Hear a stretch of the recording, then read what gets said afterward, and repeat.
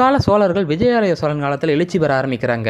விஜயாலயன் சோழன் காலத்திலிருந்து தஞ்சை பெரிய கோயிலை எடுப்பித்த ராஜராஜ சோழன் காலம் வரைக்கும் தஞ்சாவூர் தான் சோழர்களோட தலைநகராக இருக்குது. கங்கை கொண்ட சோழபுரம் சோழர்களோட தலைநகராக ராஜேந்திர சோழர் காலத்தில் மாற ஆரம்பிக்குது.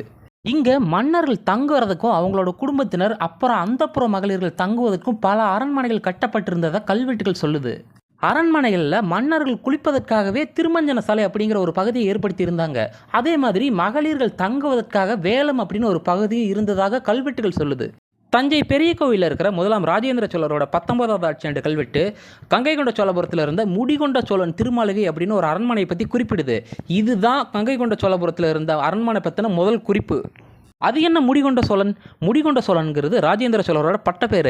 கேரள அரசன், அரசியர், ஈழத்தரசன் அரசியரோட மணிமுடிகளை இவர் கைப்பற்றிட்டு வந்தாலும் ஏற்கனவே பாண்டிய மன்னரால் ஈழத்து மன்னர்கள்கிட்ட அடைக்கலமாக வைக்கப்பட்டிருந்த பாண்டியர்களோட மணிமுடியையும் இந்திரனோட ஆரத்தையும் கைப்பற்றிக்கிட்டு இவர் வந்தனாலும் முடிகொண்ட சோழன் அப்படின்னு குறிப்பிடப்படுறாரு. முடிகொண்ட சோழன் திருமாளிகை அப்படிங்கிற அரண்மனைக்கு வடக்கு பக்கத்தில் தேவார சுற்று கல்லூரி அப்படின்னு ஒரு கல்லூரி இயங்கிட்டு வந்திருக்கு. இந்த இடத்துல ராஜேந்திர சோழர் தானம் செய்ய எழுந்தருளி இருக்கிறாரு. தன்னோட குருவான சர்வசிவ பண்டிதர் அப்படிங்கிறவருக்கும் அவங்களோட சிஷியர்களுக்கும் ஆச்சாரிய போகமாக 2000 கலம் நெல் தஞ்சை பெரிய கோயில் பண்டாரத்தில் இருந்து ஆடவல்லான் அப்படிங்கிற ஒரு மரக்காலால் அளந்து கொடுக்குற மாதிரி ஆணையிட்டு இருக்காரு.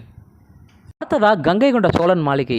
இந்த மாளிகையோட பெயர்லேருந்து இது ராஜேந்திர சோழனோட காலத்திலே கட்டப்பட்ட அரண்மனை அப்படின்னு நம்மளுக்கு தெரிய வருது. இந்த மாளிகை பற்றி திருவெண்காடு கோயிலில் இருக்கிற முதலாம் ராஜாதி ராஜனோட 29வது ஆட்சியாண்டு கல்வெட்டு குறிப்பிடுது. இந்த மாளிகையோட வடக்கு பக்கத்தில் இருந்த சோபானத்தில் இந்த மன்னர் உட்கார்ந்துருந்தப்ப திருவிந்தலூர் நாட்டு அப்படிங்கிற ஒரு ஊரை வேளாண் வகை நிலமாக கணக்கில் இருந்து மாற்றி தேவதானம் இறையிலியாக திருவெண்காடு கோயிலில் துப்பையன் உத்தம சோழி அப்படிங்கிற ஒரு பெண்மணி எழுந்தருள் வித்த அர்த்தநாரி தேவருக்கு வணங்கி ஆணை பிறப்பிச்சிருக்காரு. சோழகேரளன் மாளிகை திருவெந்தலூர் செப்பீடு இந்த அரண்மனையை பற்றி சில குறிப்புகளை தருது.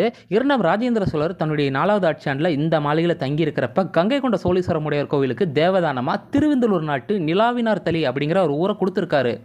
இதை கங்கை கொண்ட சோழபுரத்து நம் வீடு சோழகேரளன் மாளிகையில் நாம் குளிக்கும் எடுத்து தானம் செய்யான் என்று அப்படின்னு அந்த செப்பேட்டு வரிகளெல்லாம் அறிய முடியுது நம்மளால்.